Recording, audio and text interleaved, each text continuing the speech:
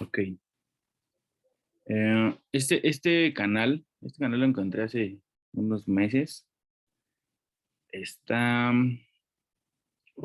pues ayuda a visualizar algunos de los conceptos que vamos viendo. Por ejemplo, habla sobre viscosidad. Me gustaría ponérselos un poquito.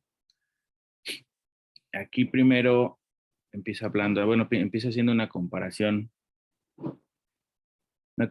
entre la viscosidad que puede haber entre la miel, cómo la miel es más viscosa que el aceite y el aceite más viscoso que el agua.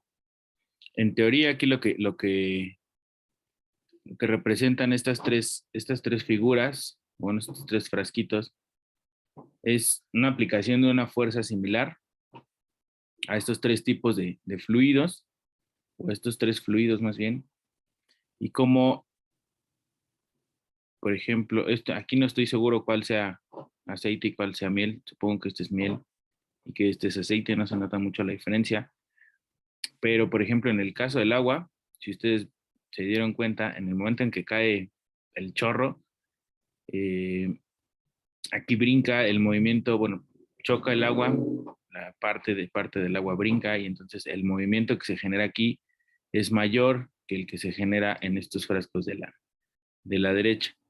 Eso tiene que ver justamente con la viscosidad, ¿no? La viscosidad mayor que presentan estos fluidos les impide generar ese movimiento comparado con el agua, ¿no?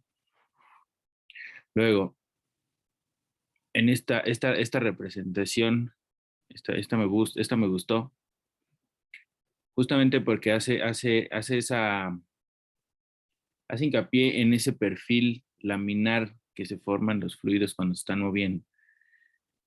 La parte de aquí abajo representa la pared puede ser un tubo, puede ser alguna superficie sólida sobre la cual se está desplazando un fluido. Si vemos un poquito mm, a detalle esta imagen, podemos ver cómo las partículas que están pegadas a la superficie están a una velocidad cercana a esa superficie justamente. Como la superficie está estática, el fluido que está adyacente a esta superficie prácticamente está estático también, o la velocidad a la que viaja es muy lenta, muy baja. Pero conforme nos alejamos de esa superficie, la velocidad empieza a ser mayor. Ajá, podemos ver cómo estas partículas viajan más lento que las que están alejadas de la superficie, ¿vale? Ese de alguna manera es el perfil de velocidades que se forma cuando un fluido se mueve en un régimen laminar, y ese perfil de velocidades es el que vimos en la clase pasada y antepasada, cuando veíamos el viscosímetro capilar. Aquí, esta es la representación del gradiente de velocidades. Este gradiente realmente es lo que podemos observar nosotros, ya sea como un gradiente de velocidades, como un gradiente de presión, que después vamos a ver también cómo se puede representar un gradiente de presión. Y justamente es cómo va cambiando la velocidad de manera gradual con respecto al cambio en la posición en Y, ¿no? Nosotros podemos observar aquí esa derivada como una pendiente si lo vemos desde un punto de vista matemático. Si lo vemos desde un punto de vista físico, justamente es ver cómo conforme vamos cambiando la posición, les digo esto de manera gradual, vamos viendo también cierto cambio en la velocidad. ¿Sale? A eso se refiere el gradiente. Esto viéndolo desde una manera microscópica, desde una perspectiva, a una escala molecular. ¿Se acuerdan que habíamos visto las tres escalas en las que podíamos estudiar este tipo de problemas? Que era macroscópica, microscópica y molecular. Entonces, esto es desde la perspectiva molecular. Entonces, vemos cómo se genera este gradiente de velocidad. Y lo decíamos, este gradiente de velocidad es proporcional, es directamente proporcional a la tasa de transferencia momentum. ¿Vale? ¿Eso qué quiere decir? Si nosotros nos ponemos justamente a ver cómo va cambiando esta pendiente, digamos que es mayor, o este gradiente es mayor cuando estamos cercanos a la pared del tubo. Conforme nos alejamos de la pared del tubo o de la superficie del sólido, digamos que la diferencia de velocidades entre una partícula y la que está adyacente comienza a ser menor, y entonces la tasa de transferencia de momentum, que es esta tau, empieza a ser menor, ¿no? Y lo de ahí decíamos, la constante de proporcionalidad entre la tasa de transferencia de momentum y el gradiente de velocidad es justamente la viscosidad o la fuerza que opone la resistencia que pone el fluido a su cambio en el estado de movimiento, ¿no? O más bien una resistencia al movimiento en sí. ¿Sí vamos bien? Sí, profe. Ok. Por aquí más adelante hay otra parte que también está interesante aquí. Aquí nos habla de cómo hay una diferencia entre las interacciones moleculares de un líquido y de un gas, y eso de alguna manera nos ayuda a comprender poquito las diferencias entre el flujo, ya sea de uno u otro. Podemos ver cómo las interacciones moleculares le dan ciertas propiedades al líquido. Déjenme regreso tantito. ¿Qué es lo que podemos ver aquí? Si nosotros aumentamos, digamos que estas moléculas tienen cierto movimiento, ciertas vibraciones y ciertas interacciones entre sí, que de alguna manera si nosotros aumentamos la temperatura, entonces aumentamos la energía cinética que podrían traer estas partículas. Eso es la energía interna que puede traer el fluido. Ajá. Aumentamos el movimiento de estas partículas y entonces digamos que la fluidez que podría tener sería mayor, ¿no? Eso de alguna manera trae un efecto negativo con la viscosidad. Por otro lado, si vemos los gases, en un gas, por ejemplo, si aumentamos la temperatura, aumentamos también la presión, y entonces las interacciones que hay entre las moléculas se vuelve más fuerte.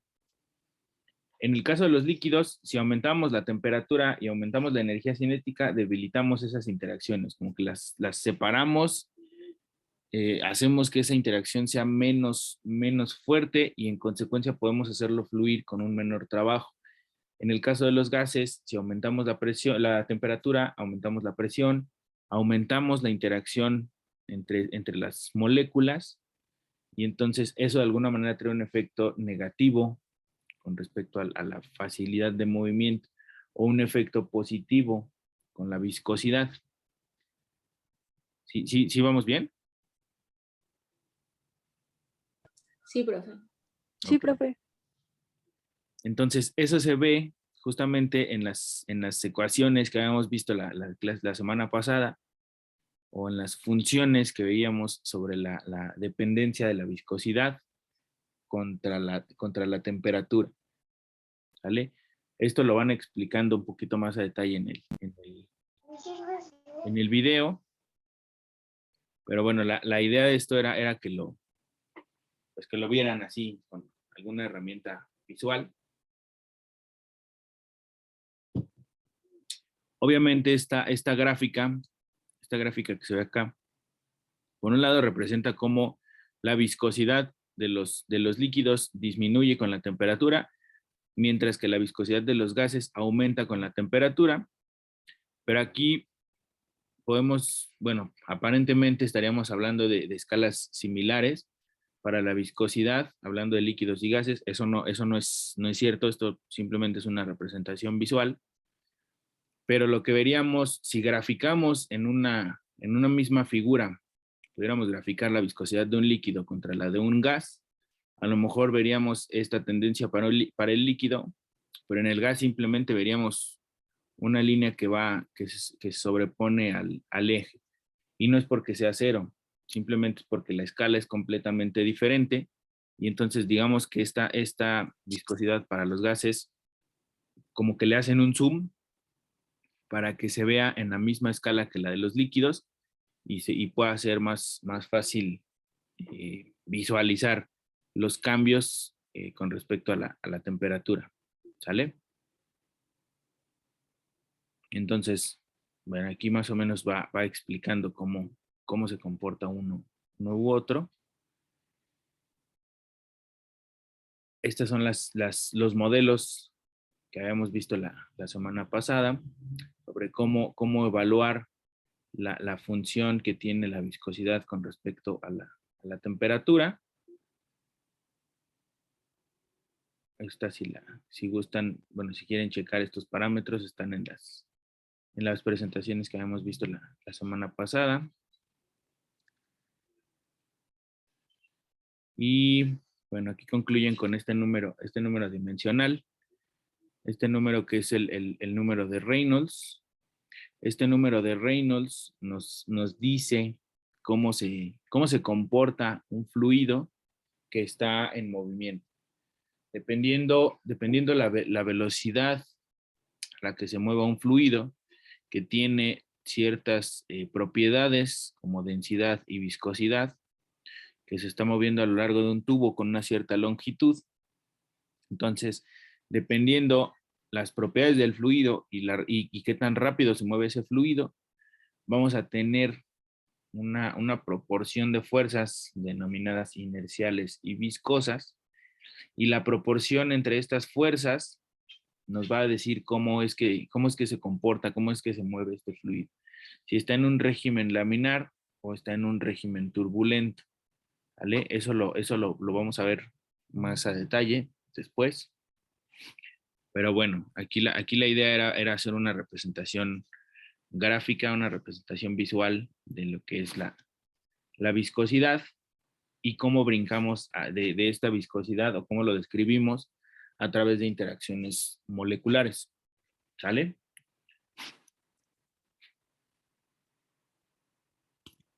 Ahora vamos a regresarnos entonces a las presentaciones y justamente vamos a vernos aquí. Como decíamos, hay 3 escalas para estudiar los fenómenos de transporte. Podemos hablar desde la macroescala, la microescala y la escala molecular. Entonces, bueno, si nos quedamos por ahora con la escala molecular nos daría justamente estos modelos que habíamos discutido también la semana pasada. Y entonces, por ahora nos quedamos con la ley de Newton sobre la viscosidad. Y la ley de Newton sobre la viscosidad nos dice justamente esto, ¿no? Como por medio de un gradiente de velocidades, nosotros somos capaces de transferir cantidad de movimiento entre una partícula y otra, o entre una molécula y otra. Ajá. La constante de proporcionalidad entre el gradiente de velocidades y la tasa de transferencia de momentum es la viscosidad. Y entonces, con esa ecuación o con ese modelo, nosotros podemos representar estas figuras que representan a un par de placas paralelas, de las cuales una está estática y la otra se encuentra en movimiento. Entonces vemos cómo a partir de cierto tiempo este sistema podría alcanzar el estado estacionario. Si alcanza el estado estacionario, entonces el valor del gradiente de velocidades se vuelve una constante y en ese momento la tasa de transferencia de cantidad de movimiento también se vuelve una constante. ¿Sale? Bueno, vamos a recordar aquí, esta tau se denomina flux. Ese flux es una densidad de flujo, una densidad superficial de flujo, ya sea de cantidad de movimiento o de momentum, que es lo mismo. Ajá. Esto se representa como una fuerza perpendicular a una superficie. Y entonces podríamos estar hablando de una fuerza de tipo fricción, una fricción que se genera con respecto a cierta superficie. Ajá, y eso es igual a la viscosidad por el gradiente de velocidades. Entonces, esa fuerza por unidad de superficie, decíamos también, tiene dos subíndices, y entonces esos subíndices también tienen cierta lógica. Ujú. En este caso, por ejemplo, si hablamos de tau Yx, esa tau Yx es la cantidad o el flux de momentum que se da en la dirección Y, causado por la componente en X de la velocidad. Ajá, y eso lo podemos ver justamente en el gradiente de velocidades. Es el gradiente de velocidades en X, o la tasa de cambio en la velocidad en X con respecto a y ese gradiente en Y genera justamente el flux de momentum en Y. Y como decíamos, ese flux de momentum en Y por el momento está ocasionado por la componente en X de la velocidad. ¿Sí vamos bien?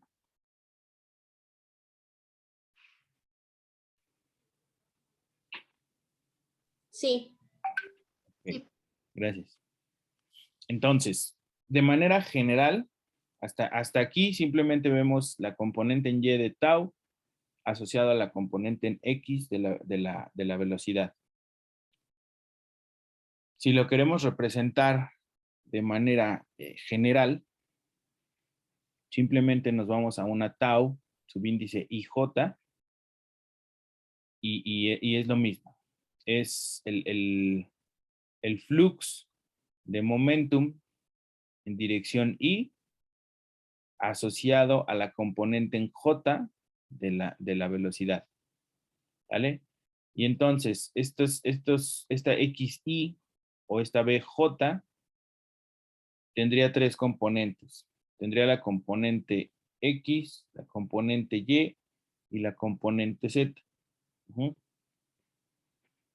Lo podemos representar así, como la velocidad, que es una función de X, Y, Z, o la velocidad como un vector que tiene tres componentes, la componente en X, la componente en Y y la componente en Z. ¿Okay? Por otro lado, también decíamos que parte de las variables que afectan al flujo de fluidos son en general las fuerzas externas, ¿no? Y como parte de las fuerzas externas, pues justamente vamos a tener a la presión.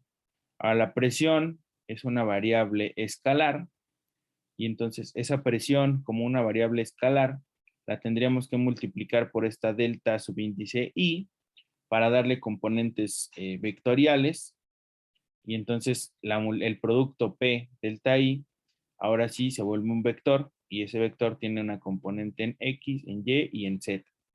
¿Sale? De esa manera podemos asociar ahora sí a la velocidad, a las tres componentes en la velocidad, a las tres componentes en la presión, en la posición, perdón, con tres componentes en la presión. ¿Sale?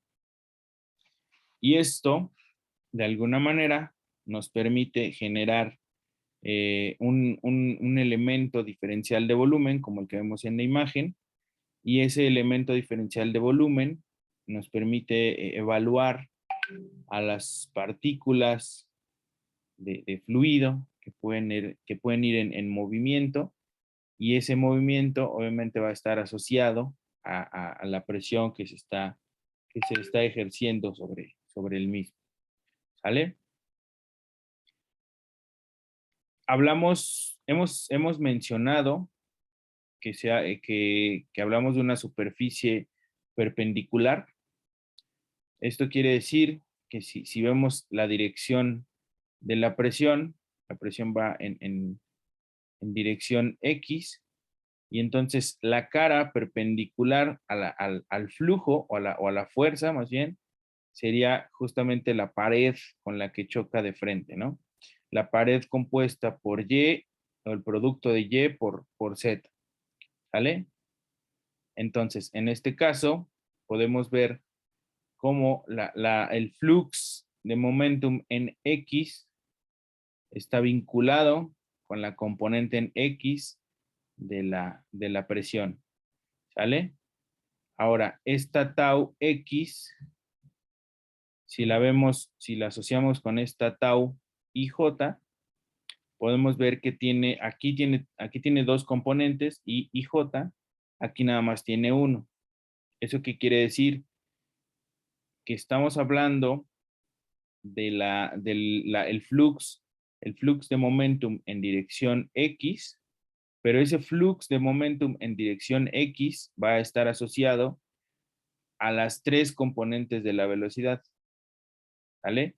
Por eso es que aquí, por ejemplo, podemos ver una línea, una flecha un poquito más gruesa, y podemos ver incluso una tipografía diferente, ¿sale? Aquí estamos hablando de letras griegas que están en negritas. Aquí veríamos a la presión que no está en negritas y que está multiplicando a esta delta subíndice X, que de alguna manera representa solamente un vector, y ese vector va en dirección X y choca justamente con esta superficie compuesta por YZ, choca de manera perpendicular, mientras que tau choca, pero no necesariamente choca de manera perpendicular. Esto de alguna manera está asociado a que tau subíndice X tiene tres componentes diferentes asociadas justamente a las tres componentes de la velocidad. ¿Sí vamos bien? ¿Sí es claro esto?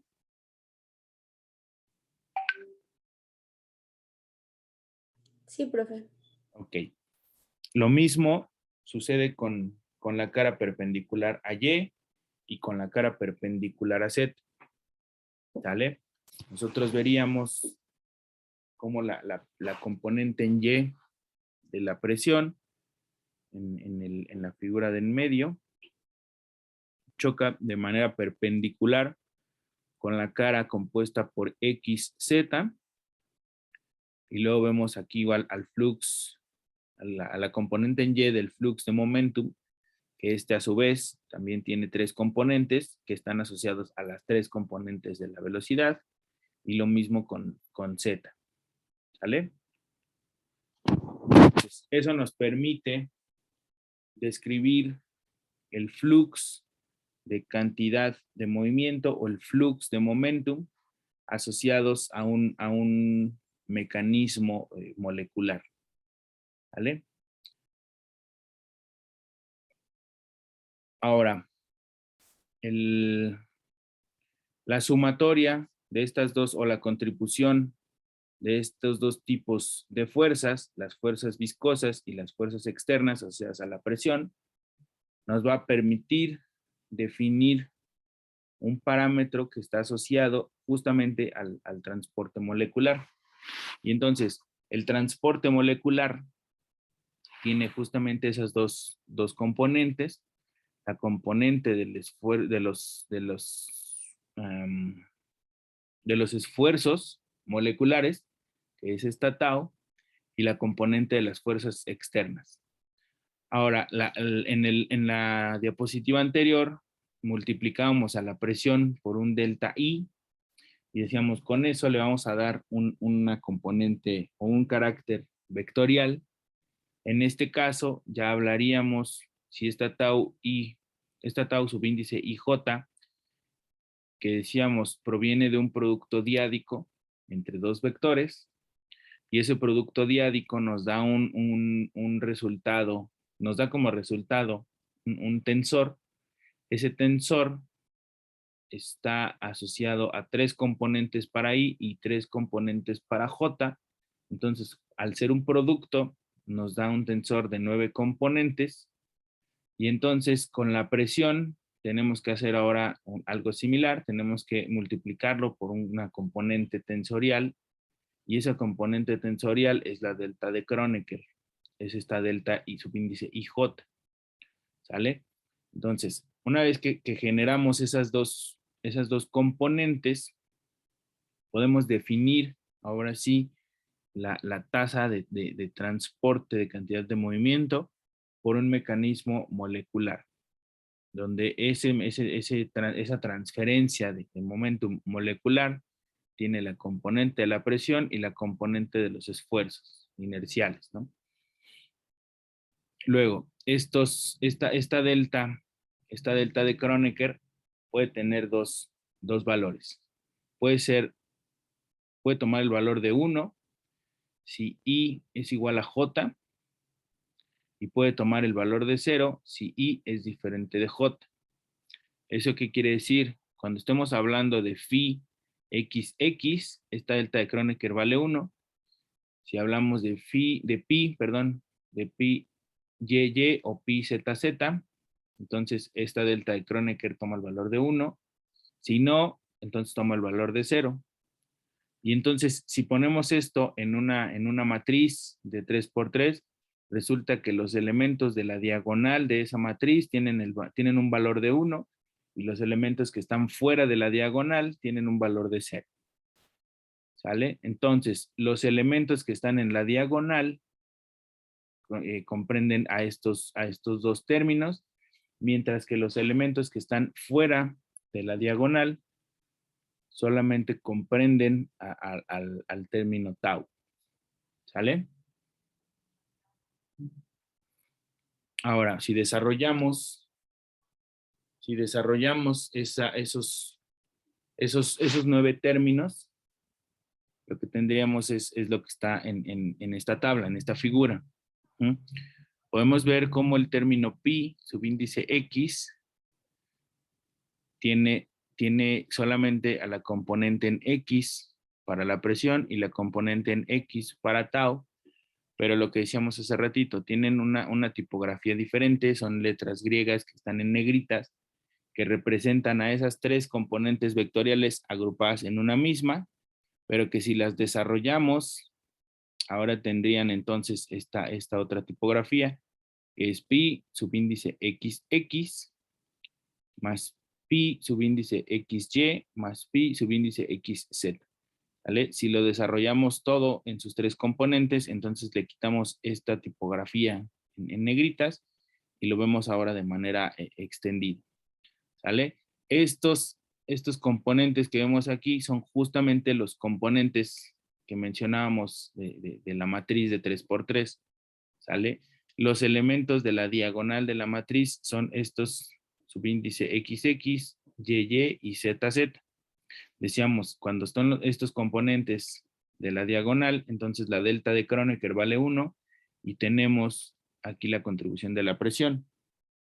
Mientras que los elementos fuera de la diagonal, que son aquellos donde I y J son diferentes, entonces solamente ahí la delta de Kronecker vale 0, y entonces solamente tenemos a la contribución de estos esfuerzos.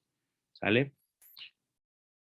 Estos esfuerzos, cuando estamos hablando de los elementos de la diagonal, se denominan esfuerzos normales, que son esta pi XX, YY y ZZ. Y luego los esfuerzos que están fuera de la diagonal, como este XY, XZ, YZ, ZX, ZY y YZ, se denominan esfuerzos de corte. ¿Sale? Estos esfuerzos de corte, estamos hablando de componentes tensoriales, y esas componentes tensoriales salen o provienen de un producto diádico entre 2 vectores. ¿Sale? Y entonces con eso nosotros podemos desarrollar los 9 componentes que va a tener el flux de momentum. ¿Sale? A partir de aquí, nosotros vamos a evaluar o nos vamos a quedar digamos, de una manera más a fondo, con los esfuerzos cortantes. ¿Sale? ¿Por qué nos vamos a quedar con los esfuerzos cortantes?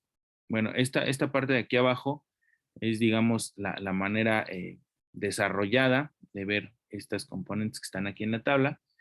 Y decíamos, nos vamos a quedar con los esfuerzos cortantes, y esos esfuerzos cortantes, de alguna manera, son los que nos interesan.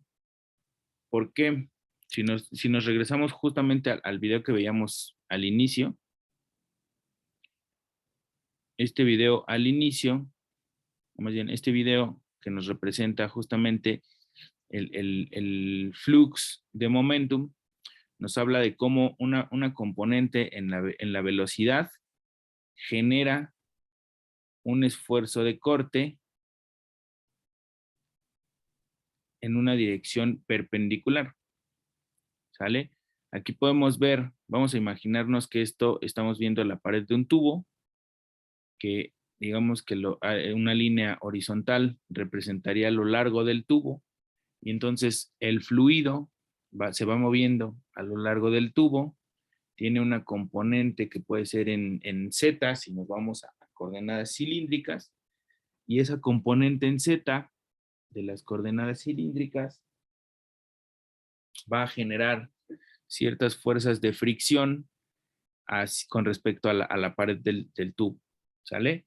Eso va a generar un esfuerzo de corte en dirección radial asociado a la componente en Z de la velocidad, ¿sale? Nosotros vemos como aquí, bueno, justamente esta parte de aquí que se denomina condición de no deslizamiento, y que dice que las partículas que están pegadas a la superficie van a mantener la misma velocidad que la superficie, o sea, cero. Entonces, eso de alguna manera nos permite establecer estos perfiles de velocidad, y luego estos perfiles de velocidad también nos van a dar como resultado un perfil de flux de momentum o de esfuerzos cortantes, esfuerzos de corte, ¿vale? Y eso en general se vuelve la materia de estudio para este curso. Entonces, reduciendo, o más bien visualizando este fenómeno, ¿sale? Donde tenemos una componente en la velocidad, y esa componente en la velocidad va a generar una componente en la dirección de las fuerzas de fricción. Estas fuerzas de fricción van a ser en dirección hacia la pared del tubo. Eso nos ayuda a simplificar todo este problema, y entonces simplemente nos vamos a quedar con una componente para los esfuerzos de corte, y esa componente para los esfuerzos de corte va a ser tau RZ, ajá, donde nos dice esos esfuerzos de corte van a ser los esfuerzos de corte en dirección radial por efecto de la velocidad, pero a lo largo del tubo, o de la componente longitudinal de la velocidad. ¿Sale? ¿Sí vamos bien?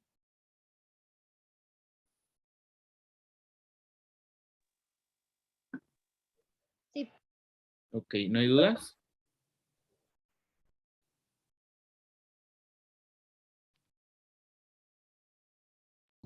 No, profe, todo bien. Ok. Entonces, hasta aquí, digamos, hablamos del transporte molecular, o de un mecanismo molecular del transporte de cantidad de movimiento, pero resulta que el transporte o los fenómenos de transporte en general tienen dos contribuciones, una contribución molecular y una contribución convectiva. Ajá. Hasta aquí llevamos la contribución molecular, y la contribución convectiva va a estar asociada al movimiento de un fluido. Conforme el fluido se mueve, va a generar cierta transferencia de algo, y esa transferencia de algo asociada al movimiento se va a denominar convectiva. En este caso, hablamos de la transferencia de momentum, Y entonces vamos a definir primero qué es el momentum o la cantidad de movimiento. En física, la cantidad de movimiento la definimos como el producto de la masa por la velocidad. ¿Sale? En este caso, si estamos hablando de un fluido que está en movimiento, un fluido que está pasando, que está fluyendo, entonces no tiene mucho sentido hablar de una masa cuando en realidad lo que estamos analizando es un problema que tenga que ver con la masa que pasa por unidad de tiempo, ¿no? O sea, la masa que vamos a evaluar de alguna manera está pasando, está fluyendo y no tendríamos una base de cálculo que se pueda estandarizar o que se pueda mantener fija, ¿sale? Entonces, ¿qué es lo que hacemos? Pues nos vamos con una propiedad del fluido que represente a la masa. En este caso, es la densidad. Y entonces la cantidad de movimiento la vamos a ver como el producto de la densidad por la velocidad. ¿Ah? Y el producto de la cantidad de movimiento de un fluido por la velocidad promedio o la velocidad a la que va viajando, entonces nos da este término de transporte convectivo. ¿Sale? El producto ρv, que sería el momentum multiplicado por la velocidad, nos da el transporte de cantidad de movimiento asociado a un mecanismo convectivo, y ese transporte convectivo vamos a generar igual 9 componentes, que van a ser 3 componentes asociados a la cantidad de movimiento y luego 3 componentes asociados a la velocidad. Esos 3 componentes en I por los 3 componentes en J nos vuelven a dar estos 9 componentes de la matriz que veíamos antes. Pero bueno, si reducimos este problema a un término RZ, entonces aquí podríamos hacer lo mismo, RZ, y con eso nos podríamos ayudar a simplificar el problema. Pero si lo vemos de manera general, de manera general, pues entonces nos quedamos con 3 componentes para la velocidad y 3 componentes para el momentum. ¿Sale? ¿Vamos bien? Sí, profe. Ok. Entonces, con eso tenemos ahora sí una expresión para poder describir el flux de cantidad de movimiento. Y entonces, ese flux de cantidad de movimiento tiene 2 componentes. Una componente molecular y una componente convectiva. Ajá. Si queremos ver la componente, digamos que está asociada a o más bien el término que tiene las mismas componentes II, JJ, que puede ser XX, YY o ZZ, entonces nos quedaríamos con este término, ¿vale? Este término que tiene los esfuerzos normales, que tiene a esta componente II para el transporte convectivo y que está representado por la presión, y tenemos a los otros componentes que requieren o que describen a los esfuerzos de corte. ¿Sale? En general, los dos tienen este mecanismo molecular y el mecanismo convectivo. Este otro también tiene mecanismo molecular y mecanismo convectivo. En este caso estamos hablando de los elementos que están en la diagonal de la matriz de 3×3. Entonces, por eso es que tenemos representada la presión. Estos elementos que representan a los esfuerzos de corte no están dentro de la diagonal, por eso es que no tienen a la presión. ¿Sale? ¿Sí vamos bien? Sí, profe. Ok. Entonces, con esto nosotros podemos describir la tasa de transferencia de cantidad de movimiento o el flux de cantidad de movimiento. ¿Vale? Esto es de una manera muy general y viendo a los dos mecanismos de transferencia de cantidad de movimiento, molecular y convectivo. ¿Sale? Esto nos va a dar como resultado justamente la descripción de cómo se mueve cierto fluido dentro de un tubo. ¿Sale? El movimiento de un tubo, el movimiento de un fluido dentro de un tubo puede ser en un perfil laminar o en un perfil turbulento.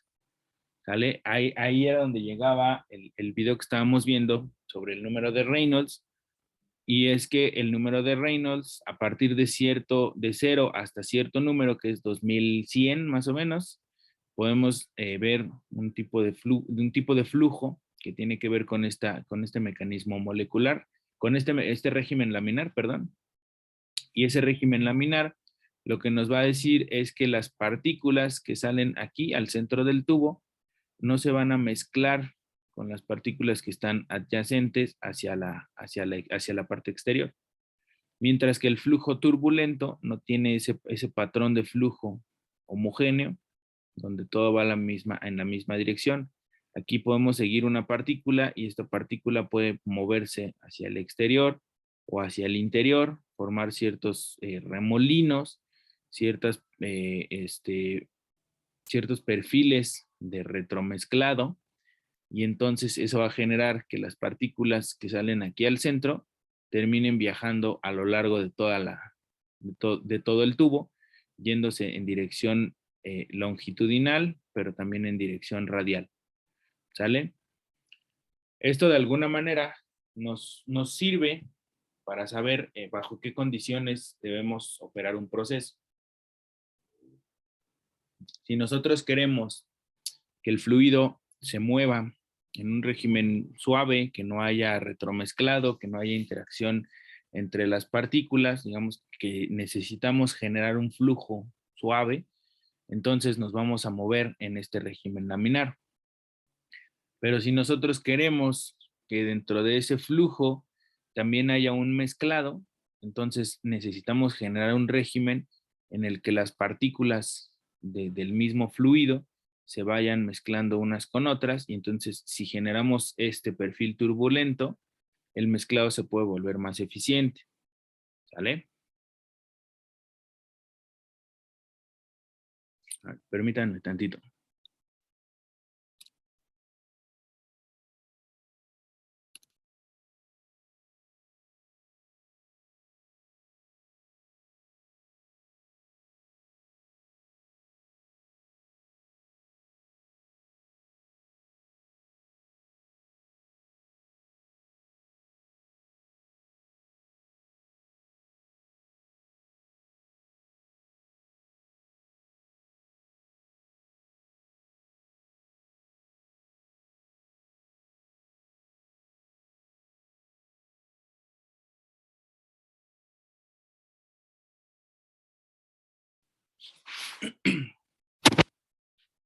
Entonces, si nos regresamos a estos videos,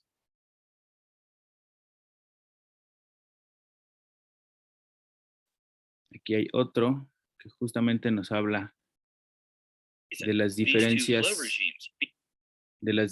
entre un tipo de fluido, entre un tipo de flujo y otro. ¿Vale? Nos da como ejemplo el flujo sanguíneo para ver un flujo laminar, y un flujo por acá de aire que se veía para representar el flujo turbulento. Si nosotros hiciéramos un zoom de las partículas que pueden estar fluyendo dentro de un tubo, nosotros podemos ver cómo estas partículas, si están en un perfil laminar, no se mezclan unas con otras. Pero si empieza a aumentar la velocidad, ese perfil laminar se empieza a romper, y entonces estas cositas que se ven por aquí, que son ciertos remolinos, esos se denominan partículas en retromezclado, y ese retromezclado es el que genera esa mejor transferencia de masa, por ejemplo, o de calor. ¿Vale? Aquí en esta gráfica nos dice cómo si vamos en un perfil laminar, esto se mantiene constante, mientras que si vamos en un flujo turbulento, se pueden generar ciertas variaciones. Esas variaciones, estas variaciones que vemos aquí en esta gráfica, se asocian a las partículas que empezaban a hacer ciertos remolinos, ¿sale? En este momento, por ejemplo, se forma un remolino y una partícula que se empieza a regresar, genera esta disminución en la velocidad. y luego estas mismas fluctuaciones, digamos que están asociadas a la partícula que venía a lo largo del tubo y de repente empezó a generar ese remolino, ¿vale? ¿Qué es lo que se hace cuando se tiene un flujo turbulento? Bueno, si se tiene un flujo turbulento, vamos a utilizar algún modelo matemático que nos diga cómo es la velocidad promedio en función de todas estas variaciones que vamos a observar. En el caso del flujo laminar eso no es necesario, ahí sí vamos a tener una velocidad constante y la podemos utilizar de manera directa, ¿sale? Estas fluctuaciones, independientemente de qué tan grandes o pequeñas sean, simplemente utilizamos un modelo. Ese modelo matemático nos va a decir cómo es esta velocidad promedio. Y entonces, ¿qué es lo que vamos a hacer? ¿Qué es lo que se hace para resolver los problemas asociados a la mecánica de fluidos? Si nosotros tenemos un fluido en un perfil laminar y ese fluido sigue un comportamiento tipo newtoniano, entonces nosotros podemos establecer los modelos, todas las ecuaciones que nos permiten describir su movimiento, ¿vale? Nosotros vamos a desarrollar todas las ecuaciones que vamos a ir utilizando, suponiendo que estamos hablando de un fluido laminar que se mueve, perdón, de un fluido newtoniano que se mueve en un perfil laminar, ¿sale? Hasta aquí nosotros desarrollamos, o bajo esta suposición, nosotros desarrollamos todo el conjunto de ecuaciones de variación y luego ese conjunto de ecuaciones de variación le podemos hacer ciertas modificaciones si es que estamos hablando de un fluido no newtoniano o si es que estamos hablando de un flujo turbulento, ¿sale? ¿Qué podría pasar si estamos en uno o estamos en otro caso? Vamos a regresarnos tantito a esta parte. Y entonces, este modelo, que es el que propuso Newton para describir a la viscosidad, otra vez, bueno, aquí en este caso también aplica, lo hace suponiendo de entrada que el fluido sí obedece esta ecuación, ¿sale? Estamos dando por hecho que el fluido tiene a esta viscosidad, que esa viscosidad es una propiedad independiente de la velocidad con la que se mueve el fluido. Y entonces partimos de eso. Partimos de eso y con eso describimos al fluido. Pero si resulta que el fluido no cumple con lo que dice esta ley propuesta por Newton, bueno, pues entonces simplemente le hacemos una modificación aquí a este modelo y nos vamos al modelo generalizado que veíamos la clase pasada, donde decíamos esta viscosidad se convierte en eta y el gradiente de velocidad lo elevamos a un exponente n. Y con eso le generamos esa modificación al modelo de Newton que nos permite evaluar o caracterizar a un tipo de fluido, ¿sale? Si nosotros estamos en un perfil que no es laminar, entonces esta velocidad, en lugar de tener este gradiente y esta componente en X, que podría ser una constante, entonces por aquí vamos a tener que meter alguna función que tiene dependencia con el tiempo y con la posición. Generamos un modelo que nos diga cómo sería esta velocidad promedio, y ahora sí, esta velocidad promedio con respecto a la posición nos podría dar el comportamiento o el cómo se va a mover este fluido, ¿sale? Y entonces, nosotros tenemos dos componentes importantes en este modelo. Tenemos al fluido como tal, a las propiedades del fluido, y tenemos el cómo se va a mover ese fluido. Con esas dos componentes, nosotros debemos ser capaces de describir cualquier problema que tenga que ver con la mecánica de fluidos, ¿sale? Otra vez, tenemos una variable que está asociada a la resistencia del fluido para moverse. Si esa variable, que es la viscosidad, es independiente de cómo se mueva, de qué tan rápido se mueva el fluido, entonces el fluido se denomina newtoniano y sigue esta ecuación. Si no la sigue, bueno, entonces habría que hacerle alguna modificación a esta ecuación, a este modelo, para que ajuste al tipo de fluido que estamos trabajando. Hasta ahí estaríamos caracterizando el tipo de fluido. Ajá. Ya que sabemos qué tipo de fluido es, ahora vamos a ver cómo se mueve ese fluido. Y si nosotros somos capaces de analizar cómo se mueve el fluido, entonces podemos decir si ese fluido se mueve en un régimen laminar o en un régimen turbulento. El que es fácil de analizar es el régimen laminar. Entonces vamos a partir de la suposición que este fluido se mueve en un régimen laminar y que este gradiente tiene una tendencia muy clara y bien definida.